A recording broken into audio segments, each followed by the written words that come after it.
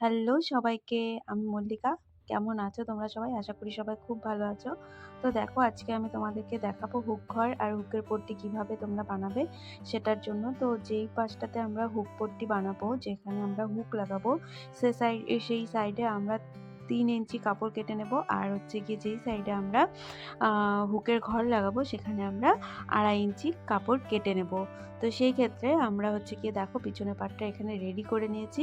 তো এখানে এখন আমরা কাপড় কেটে নেব। তো যেহেতু আমরা লম্বা দেখলাম, তো এখানে আমরা ৪ ইঞ্চি লম্বা কেটে নেব আর হচ্ছে গিয়ে ৩ ইঞ্চি আ কেটে নেব আর ২.৫ ইঞ্চি কেটে নেব। তো দুপাশ থেকে আমরা ৪ ইঞ্চিতে হচ্ছে গিয়ে মার্ক করে নিচ্ছি। তো দেখে নাও।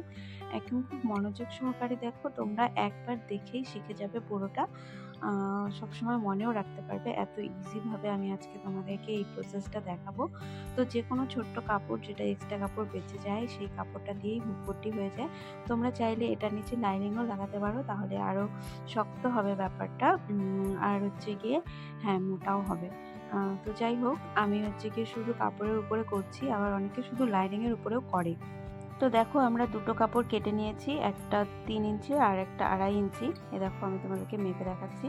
এটা ২.৫ ইঞ্চি আর একটা যেটা আছে ওটা ৪ ইঞ্চি। তো এটা আমি সমানভাবে সুন্দরভাবে কেটে নেব এক্সট্রা যেটা আছে।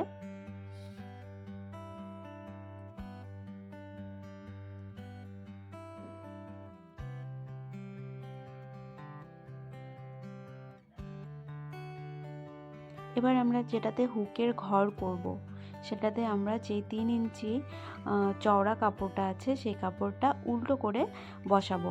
মানে ঠিক পাশে ব্লাউজের ঠিক পাশে কাপড়টাকে উল্টোভাবে বসিয়ে আমরা একটা সেলাই দিয়ে নেব। সুন্দরভাবে এখানে ৪ সুত ছেড়ে আমরা সুন্দর একটা আস্তে করে সেলাই দিয়ে নেব। এবার সেলাইটাকে কাট করে আমরা এটাকে ফোল্ড করব। ফোল্ড করে এটার উপরে আরেকটা চাপ সেলাই দিয়ে নেব।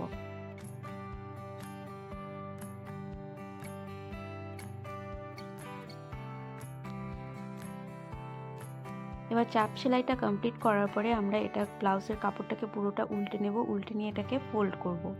ফোল্ড করে তোমরা এখানে চাইলে একটা পিন লাগাতেই পারো। আর যারা পিন লাগাতে চাইছো না তারা হাত দিয়ে ভালো করে একটু সিকিউর করে তারপরে এটার উপরে আরেকটা চাপ সেলাই দিয়ে নেবে।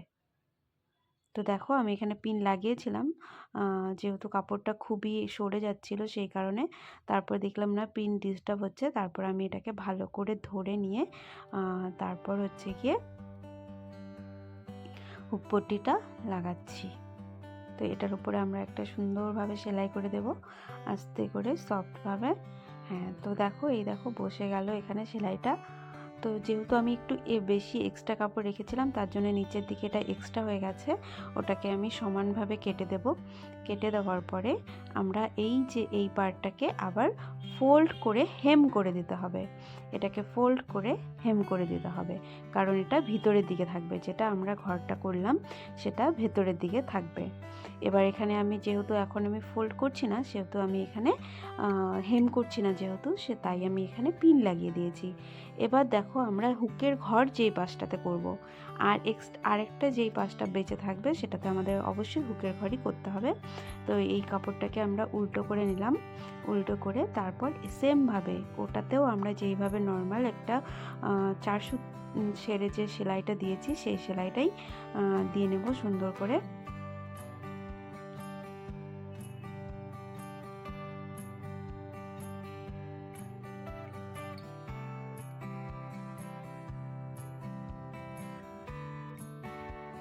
দেন আমরা এটাকে উল্টাবো, উল্টে একটু হাত দিয়ে এটাকে প্রেস করেই তারপর দেখো এটার উপরেও আমরা সেমভাবে চাপ সেলাইটা দিয়ে নেব। যেটাতে আমরা আগেরটাতে যেই প্রসেসগুলি করেছি ঠিক সেইভাবেই এটাকে করতে হবে। শুধু এটার কাপড়টা ২.৫ ইঞ্চি আর আগেরটা চওড়া ছিল ৩ ইঞ্চি, এটা তোমাদের মাথায় রাখতে হবে। তারপর এটাকে ফোল্ড করে ভিতরে ঢুকিয়ে দিয়ে মুড়ে দিয়ে আমরা আর একটা চাপ সেলাই দিয়ে নেব এটার উপরে। তবে এর মধ্যে আরেকটা ব্যাপার আছে, যে ওই পার্টটা যেমন ভিতরে চলে গেছে এই পার্টটা কিন্তু সেরকম ভিতরে যাবে না। তো দেখে নাও, এটার উপরে আমরা চাপ দিয়ে নিচ্ছি।